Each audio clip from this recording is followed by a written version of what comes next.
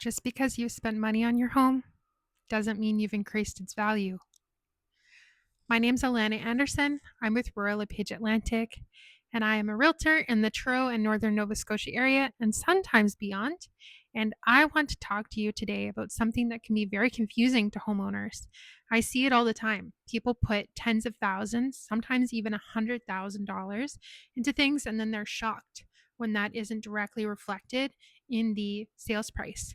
I want to break it down into three really clear categories: things that maintain your home, things that actually add value to your home, and some things that fall in the middle. So, for section one, I want to talk about home maintenance. So, things that don't really add value, but they do matter a lot. Things like replacing a roof that's at the end of its life, updating your electrical, fixing a leaking basement, adding drainage to your backyard, expensive landscaping touches, adding things like a sauna. These don't really increase your home value, but, and this is very important, they do make your home easier to sell, more appealing to a larger pool of buyers, way less likely to get stigmatized by sitting on the market for a long time, which in the long run could get you more money, and way less likely to blow up during a home inspection. So they don't add value, but they do protect the value of your home. And honestly, they often help your home sell faster and with less negotiation, which can be just as important. So the key here is maintenance doesn't increase your value, it does protect your home and make it easier to sell. So now I want to talk about things that actually do add value. These are things that buyers cannot ignore. And the number one thing would be adding square footage. So this could be building onto the home, could be finishing a basement space or an attic space, just converting unused space into livable space that would count as square footage. Um, so more usable square footage almost always equates to a higher market value.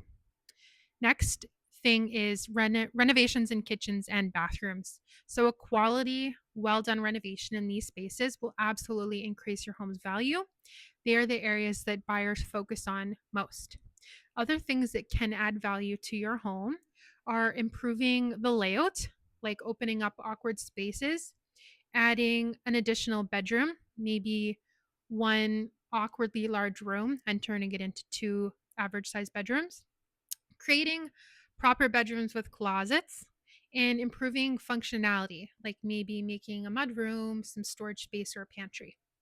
Basically, if the home is easier to live in, it will add value. So then we have the gray area in between.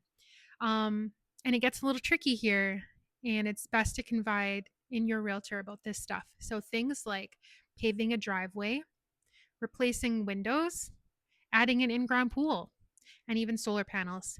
These might add value or they might not. And it really depends on your neighborhood, what your price point is, how much equity you already have in the home, and what your buyers expect in your area. So if you live in a really swanky neighborhood and you have the only unpaved driveway on your street, that isn't going to be adding a bunch of value to your home to pave the driveway. That is just going to be something that is expected by buyers. Um, Another example would be an in ground pool in the right neighborhood. Absolutely. In the wrong neighborhood, it will limit buyers. So you have to ask, I would ask your realtor, what is important in my neighborhood? What are potential buyers that are going to come to view my house? What are they looking for? And where should I be spending the money?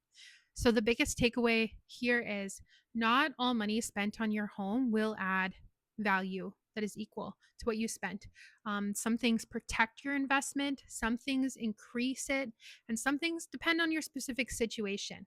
So, the goal isn't just to spend money, it's to spend it in a way that makes sense for your market. If you have any questions, let me know.